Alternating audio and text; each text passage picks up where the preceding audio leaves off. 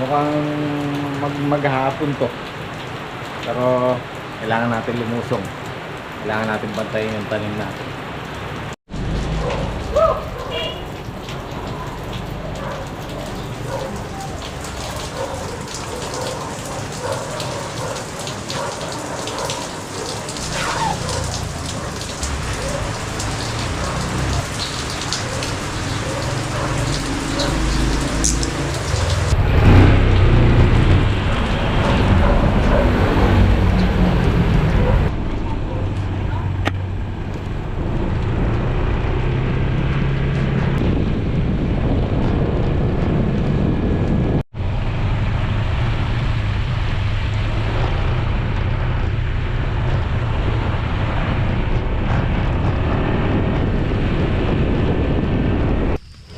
Sarado pa yung gate, wala pa yung beam spot.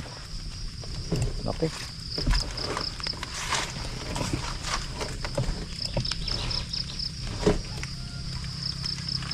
Daos dos ha.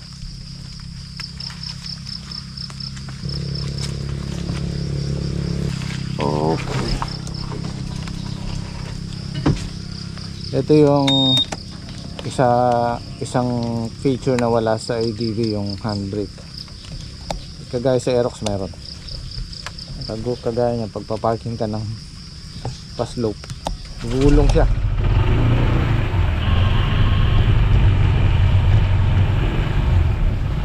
Dito na naman tayo sa maulang parte ng pagpa-farming.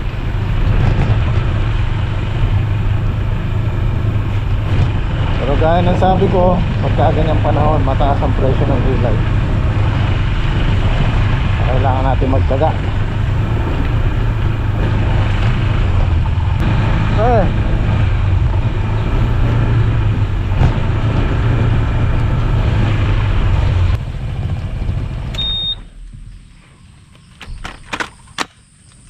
Usually ang gising ko sa araw-araw alas 6 ng umaga hanggang minsan tinatanghali ako 6:30.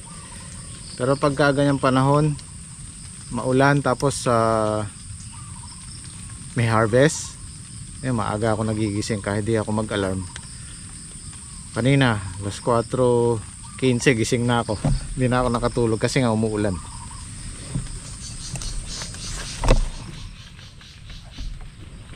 Yeah.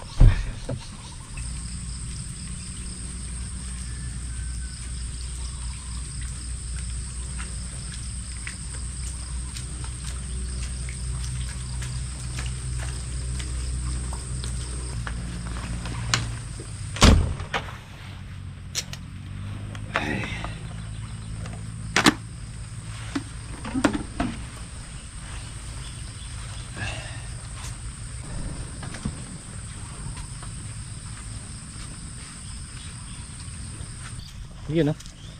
Ito na yung tanim natin, makapal na. Oh. Diba?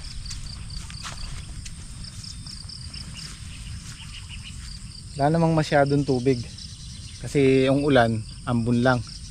Di baling maghapon ganyan, wag lang yung ibubuhos niya ng todo tulad kahapon. Wala pa isang oras, lubog sila dahil buhos yung ulan. Oh.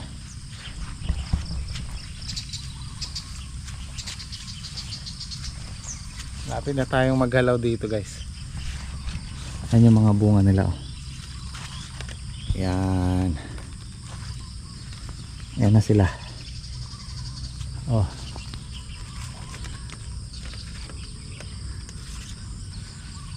Tapos may mga kasunod na maliliit.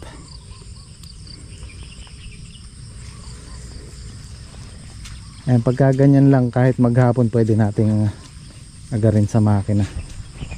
Ito walang problema dito eh. Doon sa gawing gitna at saka dulo. Yun ang medyo mababa. Siguro itong itong weekend baka makapaghalaw-halaw na tayo dito ng mga ilan-ilang piraso. Pang ulam muna. Ayan, oh, ganda.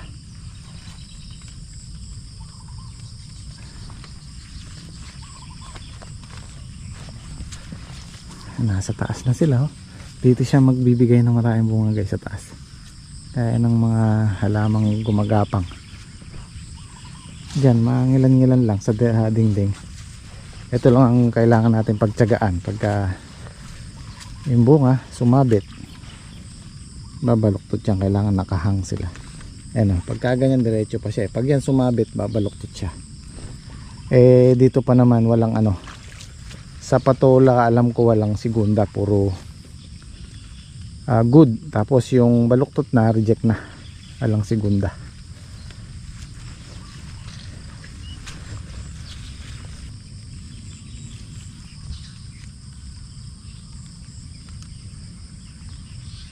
Lapit na, excited na naman ako. Yun meron ng malaki dito. Ayan ganda, diretsong diretso. Wow, meron na tayong iha-harvestin. Ayan, dito walang masyadong tubig. Dito lang talaga yung pinaka takbuhan ng tubig dito kay Saldi.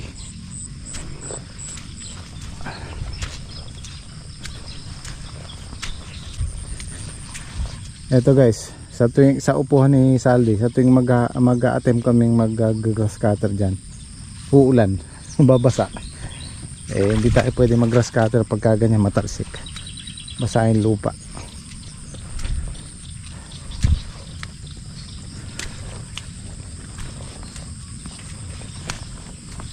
Andarin ko muna rin para maagad natin tubig.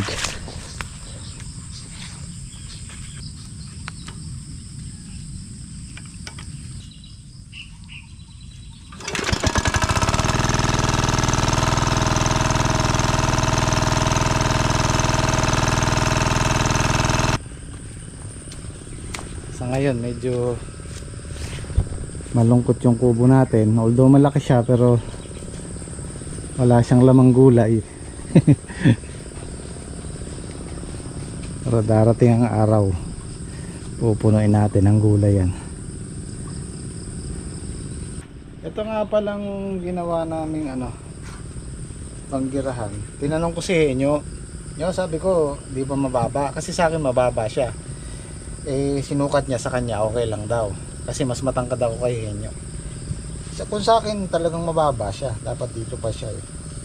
Pero syempre tinanong natin yung madalas gumamit nito si Henyo, okay naman daw sa kanya. Kasi nga nung nilalagay ko yan, sabi ko itataas ko pa ng konti, dahil para sa akin mababa siya. Inaprubahan naman ni Henyo. So mag-isa lang tayo ngayon dito sa farm 2. Nag-chat yung gym squad at bukas na lang daw sila papasok kasi may bagyo. Magbabantay lang naman ako dito kung tataas yung tubig o hindi. Importante nakaantaba yung makina. Buti na lang maaasahan yung makina namin na yan. Yung makina namin na yan sa farm 1 pa yan. Yan ang una kong biniling makina. Naalala ko nun meron kaming tanim doon, sitaw, sa farm 1. Ganyan ang panahon, tapos may tubig ang irrigation. Umaandar yan 1 linggo straight, lalagyan lang namin ng diesel. Kaya matibay ang makina na yan, yung Taikacho na yan. Kung sakaling bibili ulit ako ng water pump, yung brand na yan ang bibilin ko kasi subok ko na yan. 4 years na sa akin yan. Walang tigil ang gamit, matag-araw matag-ulan ginagamit natin, hanggang ngayon buhay pa siya. Isa yan sa mga may recommend akong makina, water pump. Yan Distress na Taikacho, gawang Thailand. Kung di ako nagkakamali, nabili ko yan 18,000 yata, basta below 20k. Actually guys, na-miss ko na rin mag overnight dito sa farm para maiba yung routine natin sa araw-araw, para hindi boring yung trabaho, bahay, tulog, trabaho, bahay, tulog.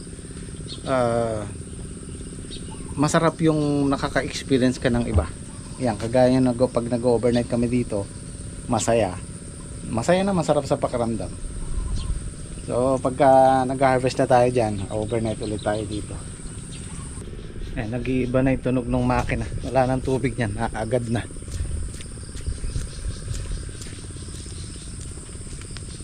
Kahit ganyan lang pwede na. Pero palagay ko si Saldi pamaya-maya nandito. Pag dumating si Saldi, lipat ako doon sa farm 1. Si Saldi na magbabantay rito. Wala na. Tuyo na, tuyo.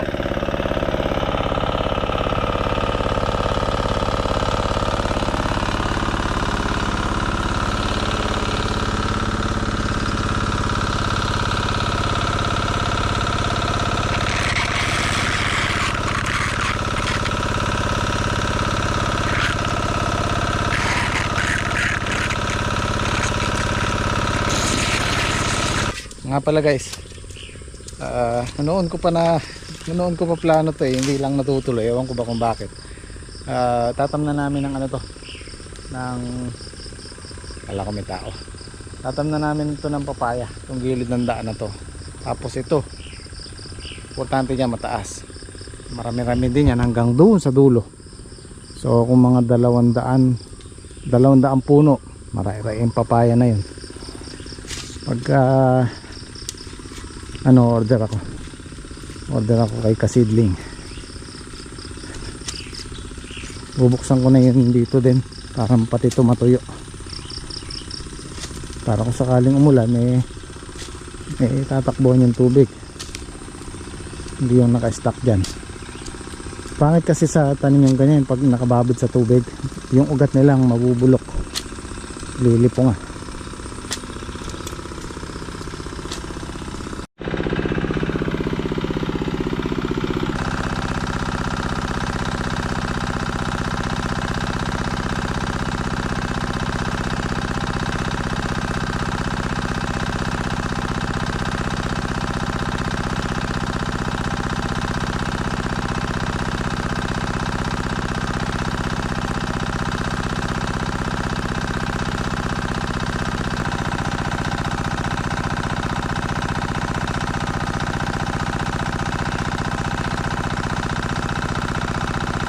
Oh, tama yung sabi ko, andyan na si Saldi.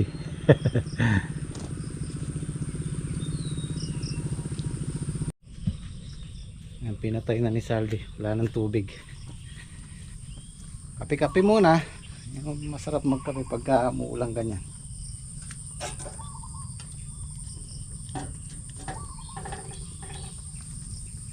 Kape-kape, coffee is life.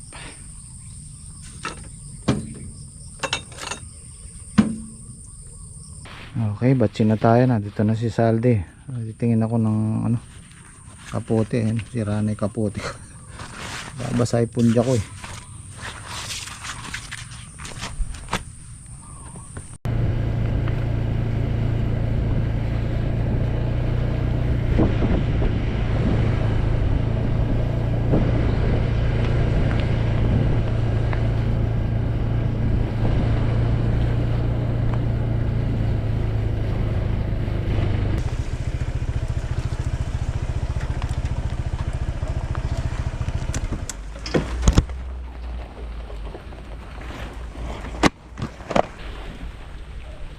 Bastahin lang natin yung mga alaga natin dito.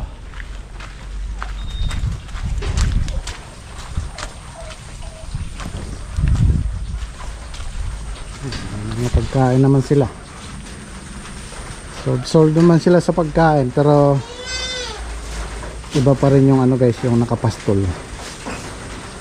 Nakakapili sila ng kakainin nila kaysa dun sa isusubo mo. Kung ano lang yung isusubo mo, yun lang kakainin nila.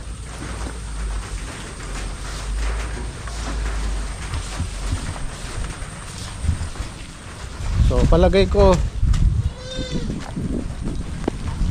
mabilis tumubo yung tinanim natin dyan, yung Madre de Agua. Tapos tatanim din tayo ng malunggay, ipil.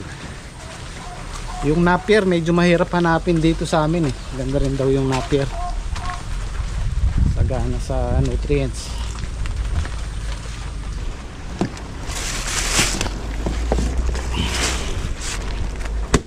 Tapon na tong kapote na to sira na yung punja, pero yung pangitaas okay pa naman.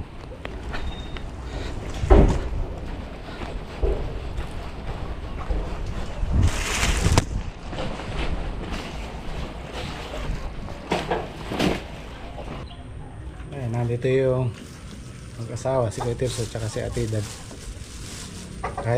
Kahit may maulan, kumukuha sila ng saluyot. Ayan, kumukuha si Ate Edad ng talbos ng kamote. May nakapipitas ng talong dito, sitaw na ibebenta nila. So araw-araw may income sila, kahit pa 300 lang, 200, malaking tulong din. Meron palang malunggay dito, baka makakuha kami ni Kuya Tirso. Ay tanim na habang maganda yung panahon, tag-ulan. Ayun, nakakuha si Kuya Tirso. Saan? Malalaki naman. Bagay mainam yan, masanga ano. Oo. Maitanim na habang maulan. Ano pa katataas ang gusto mo itanim? Pwedeng ganyan yan eh, pwedeng ganyan lang kayo. Baba lang. Papa, mga ganyan lang eh. Hindi, hanggang dibdib siguro. Gawin na natin ilan yan. Marami pa din. Ay, okay na yan, marami na yan. Yan, gusto ng kambing yan. 1, 2, 3, 4, 5, 5 puno. Yung huling binili kong kapote, tigi-tigi sa engine squad. Tapos yung sa akin, binigay, kasi wala pa si parang Islaw nung bumili ko. Binigay ko sa kanya isa. Kaya yung ginagamit ko yung luma. Kaso nabutas na yung punja. Ito, nabili ko. Mukhang maganda siya. Na-testing ko kanina, malakas ang ulan. Kasi yung nabili kong una, ganito yung tela. Hindi kagaya nun, parang plastic. Ito, iba yung tela. Kaya lang, tumatagos yung tubig. Ito, na-testing ko kanina, hindi naman. So, maganda yung nakuha ko ngayon. May lining siya. Pwede na to, pang bukid. Importante lang naman, hindi tayo nababasa. May reflector pa naman siya. Kailangan natin magtanim ng mga halaman para pagdating ng tag-araw, makukuha na tayong pagkain ng kambing. Importante lang, mataas mo ng konti, Kuya Tirso. Yung sa gawin dun. Wag dyan. Tanim ka dyan. Doon sa dulo.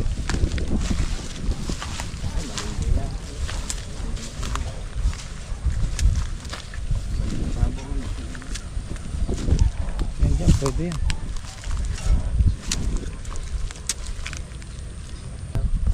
Basura oh. Basura yan. Kung hindi ako nagbakod dyan.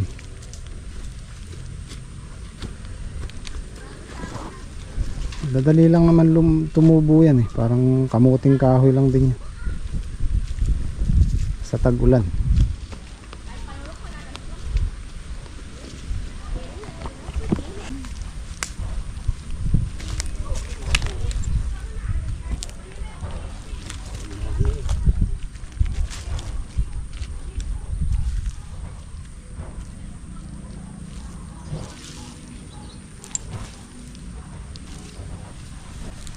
Dali ng patubuhin yan.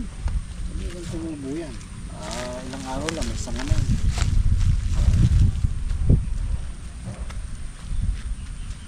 May kamis din yata. Sa atin yan. Yan, ganyan yata sa may poste na yun. Ayan. Sa atin ba yan, kamya? Oo, nakayatakamay ko sa... Kamyas pala kami din. Meron pala kaming kamyas, pasok pa sa bakod eh. Itanim natin yung iba doon, Kuya Tirso. Yan, tatlong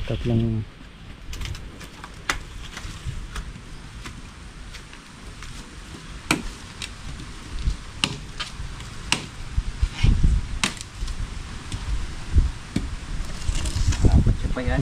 sige, pwede pa yung dalawa. Tubo yan.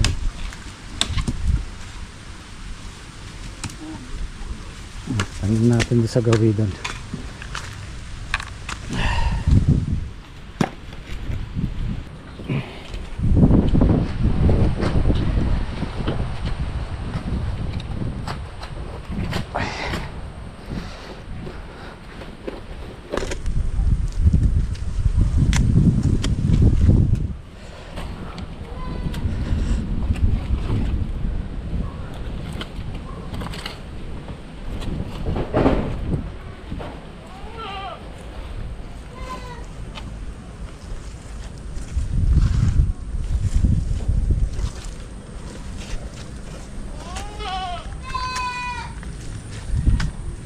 Singit natin doon yung tatlo. Bulas.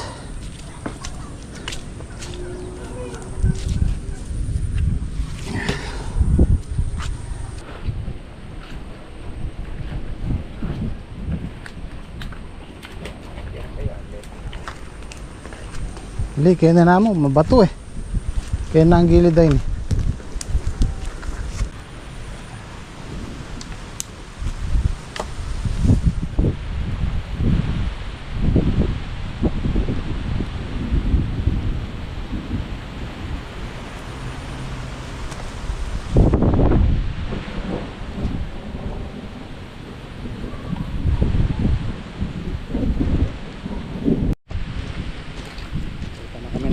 Isa na lang. Ba't di ba baligtad? Pwede na so? Hindi. Nasa taas yung dahon. Ay, nasa. Tara, tara. Mamaya na to isa. Malakas ang ulan. Madali nang isingit to.